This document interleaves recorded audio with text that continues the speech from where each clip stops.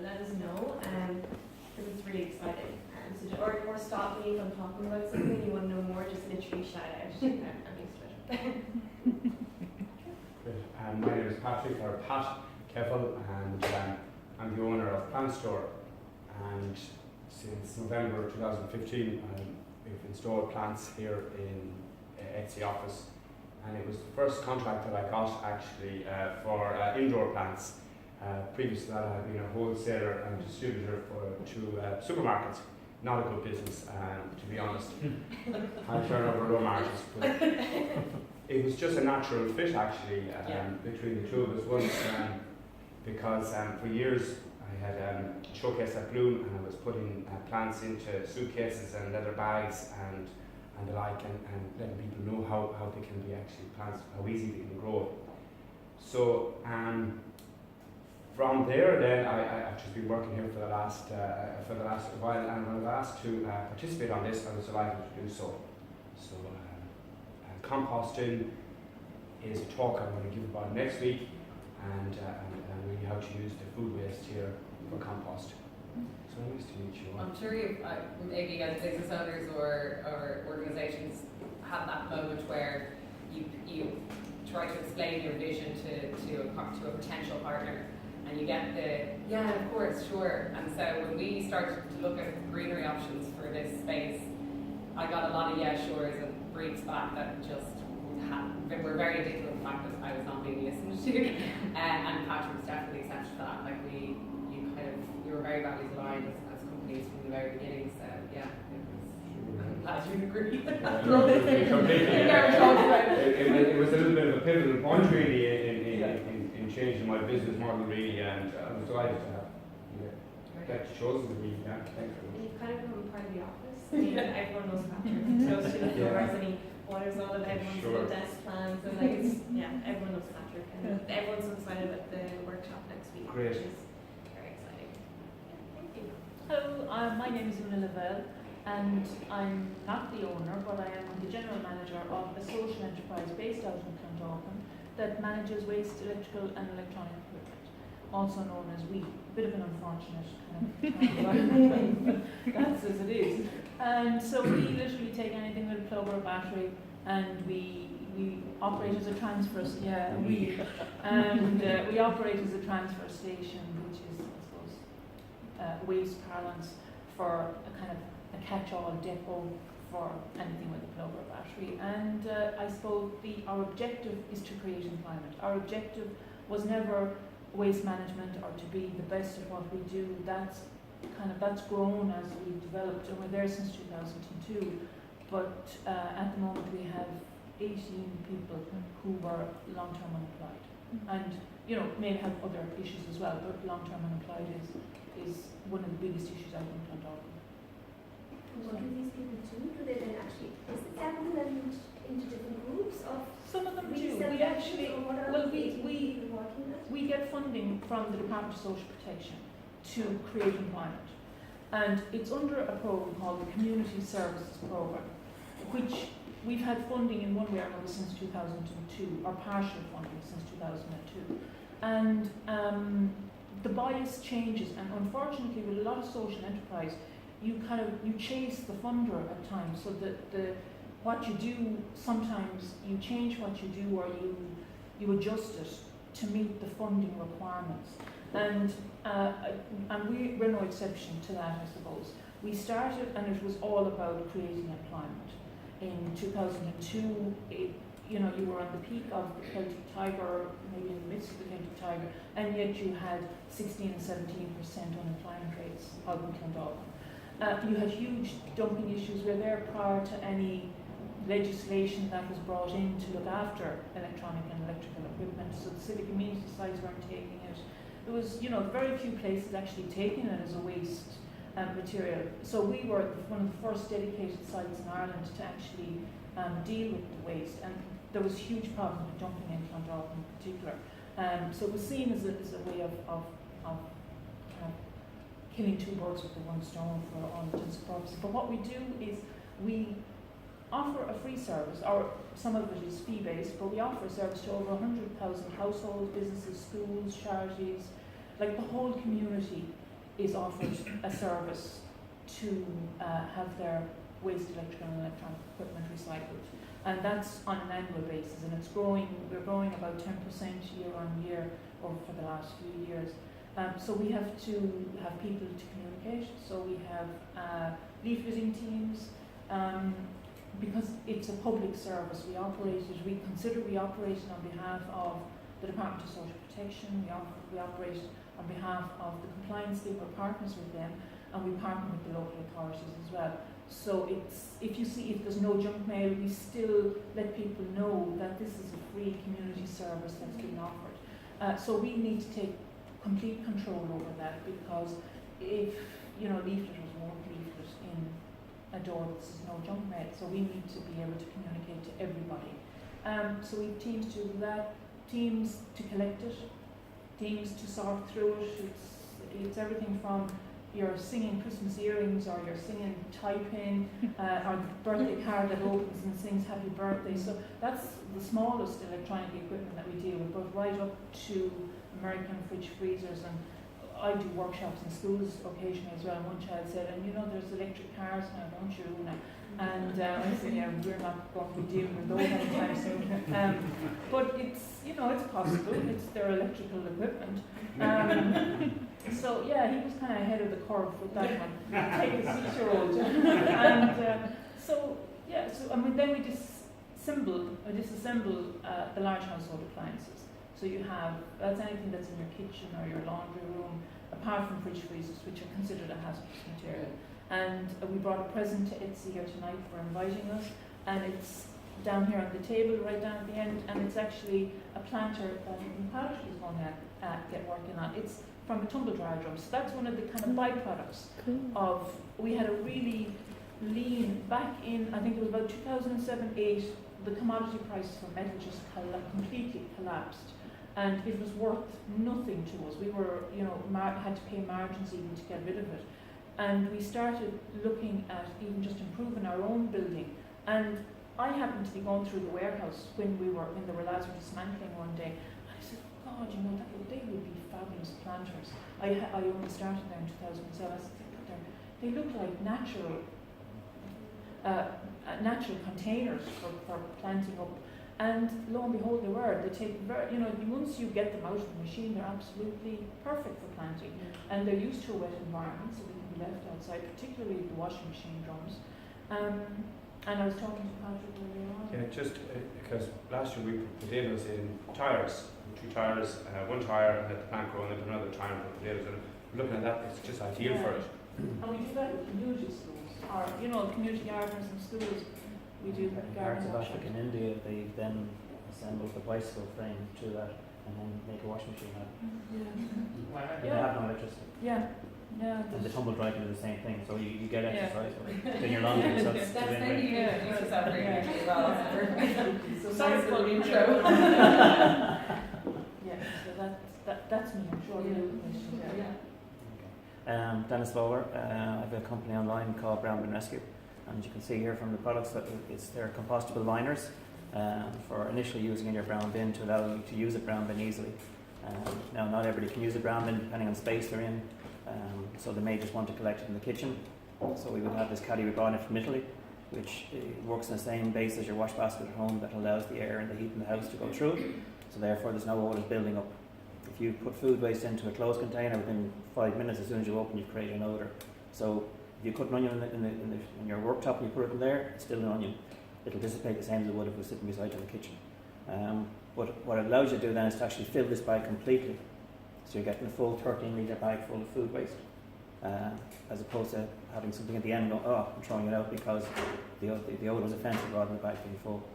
So the idea was that people were going to supermarkets, and I think it's probably more the husband more than the wife, and would ring back and go, is it the roll with the green stripe or is it the one with the red stripe? I don't even know what you're looking at. What supermarket are you in, right?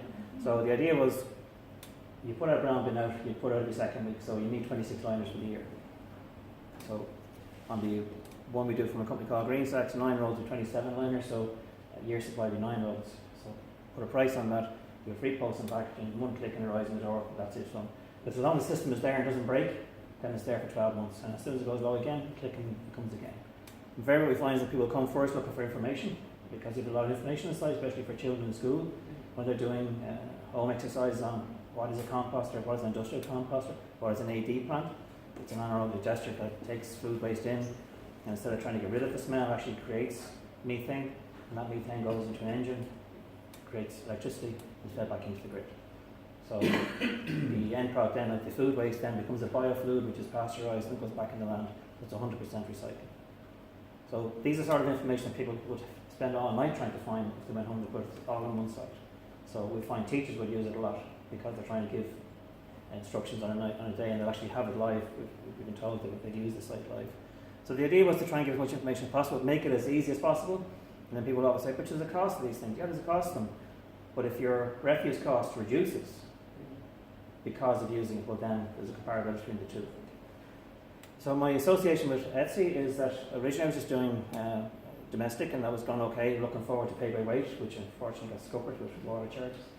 The reality is that the Department of Environment buried pay by weight because somebody forgot to tell them that the green bin is paid for by industry. Repack Ireland brought in the green bin, not the refuse companies, not the councils. So 2/3 of what's in your green bin is paid for by industry in the country. And somebody then realised, do you know what? If we get caught trying to charge households a second time for something that's already paid for, they'll nail us. We're already trying to get out of the water charge, so scrap it, just put it away, get rid of it. And that's what happened. So Dennis Knopf has went down Galway over the last 12 months and Dublin and more. But the idea behind pay by weight was that if you're getting into your brown bin, you're using all these things to make it easy for you, well then the cost per weight as the cost per lift makes it worth your while. And you're not holding on to the food waste. So where if you're going to do pay by lift, it's only this, but by the time it gets to the end, it's absolutely rancid. It's of absolutely no use to the composting centre who receives it. Everybody's losing on this. So by paying by weight, you might as well put it every time, because it's only by the weight that's going out. But I was saying the reason on ETSE was that I was starting to get into commercial side, which I wasn't initially. And I got this frantic phone call one day, do you do 60-litre bags? And I go, yeah, I'm sick and tired of running to the shop trying to find the damn things. And I said, that was the whole principle we set up. And she goes, you start supplying us, and that's how the whole relationship came, and that's what kept it sense. But there's not many companies do what you do. It's not the norm, because unfortunately food and waste generally don't seem to be separated in their mindset, and they just see it as something that just has to be got rid of. But they're now, from their accountants and the company side, saying, listen lads, this is a heavy hit on our balance sheet. It's something we really have to address, because we can haggle with suppliers, we can haggle with this, but this thing has got a set fee, and we really got to start looking at where this is going from. And then there's such a huge pressure now coming from the EU for landfills. Just a quick figure, in 2012, because we were running out of landfill space, the government of the day ran to the EU and said, listen lads, we don't have enough landfill space, give us some kind of break in. And we went, okay, fair enough. We'll allow you to export your mixed waste. Mixed waste means everything goes into a black bag and out the front door. That's mixed waste. And they gave it this wonderful term called minimally treated. Minimally treated means it's wrapped in plastic like a bale of hay would be down the farms in the country. So we got this new term of minimally treated mixed waste. And in 2012 we had exported to Germany and Sweden 30,000 tonnes. In 2014 we had exported 500,000 tonnes. And 16 was doing the same and rising. Now they say pool bag is going to address the thing, it's going to be silver bullet. It's not. Because the issue is it's now being seen as well. We just simply get rid of the mixed waste down to Rings End. The poor people in Rings End are getting this thing poured on top of them, and the rest of the country's waste for that matter. So the separation of food, and it has to be looked upon that even though it's a waste product, it's still food. It's not a waste that can't be dealt with. And unfortunately, when it goes in with general waste, it contaminates to a point that it can't be recovered. So then the only place it can go is for incineration. But Sweden is going to go and give us all your waste lads. But we're dependent on their excess capacity. And this happened 4 times last year where there wasn't enough excess capacity. And the national landfill called Drithead, which is down in Offaly, had to be officially opened 4 times last year to accommodate the waste we couldn't get rid of because we'd nowhere to put it. So that's where I come. If I don't mind, if I could get those figures just for because it's actual export of mixed waste. Yeah, but it's all mixed waste that they're exporting. We just have it right. So, and it was 500. 2012 we had 30,000 tonnes, and in 2002 we had 500,000 tonnes, and rising. And from an energy point of view, a video on the site, the engineer in Sweden says for every 3 tonne of that mixed waste that's exported out of Ireland in the UK, it's equivalent of 1 tonne of oil and energy. So we moan about what goes out of Rockall, and we don't care what goes out. And the other thing was, it was exported from Dublin port. They started bringing in these cruise ships. The oil was getting a bit offensive, so the captain of the dock had it moved from there to Dundalk. So it's not done from Dublin anymore, it's somewhere we can't see it. So Galway and Dundalk are the 2 export And points. that's the thing, I think it's this like, there's an element of it. Get rid of it, don't Very want to see it. esoteric, you know, for people to navigate. I'm sure like if that information was readily available, you know, I mean it is available, but So it's on Dublin City Council's site. bite-sized, or I can't think of the term. There is that general kind of, you know, vagueness around all of that, like where it leads, and you put out your green bin and feel really good about yourself, and kind of then what happens. And it's fundamentally like compared to the other offices that we look after, like that we think about for this, the waste management offerings in Ireland are so make it so easy to be virtually zero landfill, like zero mixed general waste, you know, and that it's kind of infuriating. And it's all the sum of small little behaviour changes that go along the way. You're talking about costing a driver for people clicking on the year supply, but I would argue that there's a convenience to that surpasses cost, that people would maybe pay more for that offering because they know it's one thing I have to do a year versus having that conversation. And it's not part of your supermarket bill. Exactly. You've got there's other things going on in your head. Yeah. This is not part of it. It's not something to make No. repeatedly. You're sitting at home and you go, listen, what do you do with this? Yeah. You know, I just wanted to ask you about it being recycling as a social enterprise and kind of why that's important in the grander scheme of kind of waste, and what are the more promising innovative solutions that you've seen to come out of your interaction with recycling to date? Yeah, well, I suppose the innovative engagements in terms of zero waste and waste electronics, I mean, it's obviously they're banned from landfill. There, you see the little brown bin sign with NICs going through it on every appliance and every packet of batteries at the minute. So there, you know, the WE compliance scheme and the Department of Environment has been really proactive because of the value, and that's, I suppose, where the point is. It's value driven. There's more value in recycled electrical appliances and recycled electronics than there is possibly in recycled tea bags. It's more accessible, shall we say, because you can go to the metal merchants and you can actually get a price for your metal. You know the metal is going to be smelted, and you know it's a value. There's a value chain that's very obvious and very visible with electronics and particularly electrical appliances. In terms of innovation, there's not a whole lot of innovation. When it becomes waste, which is waste is defined by the end user. So when ETSE decides that the printers are no longer of use to me, he decides that it's waste. Yeah. And at that stage then, with electronics and electricals, it's only somebody who is compliant in waste legislation and has collection permits and is registered with the EPA or registered with the local authority that can actually manage that waste.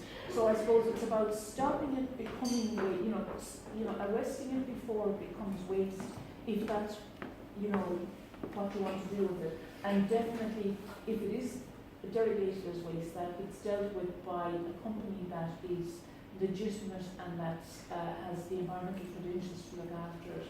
And particularly one, you know, you need to have Weetabix certification if you're actually going to be reusing waste from now on. And it's so difficult to get into. In terms of innovation, there's a huge opening for innovation for electrics and electronics, because we effectively, this is probably one of the most innovative things to happen. And that's, I mean, really, that's not great. So do you feel like there's more barriers here? There's huge barriers. One of the biggest barriers is insurance. Right. There was a culture of repair cafes. About 6-7 years ago, you know, there was a really kind of, it got a bit of traction, and the whole thing was completely scuppered because the local authorities couldn't give the insurance, or were concerned that the insurance cover wouldn't be adequate, and it was very difficult to get insurance. In the waste industry, our insurance cost is the single biggest increases we've sustained in the last 5 years. It's almost 50% year on year. About in 2014 to 2013, we were paying for public liability now. We were paying maybe 3,000 for public liability insurance, because what we do, we have to comply with all health and safety regulations.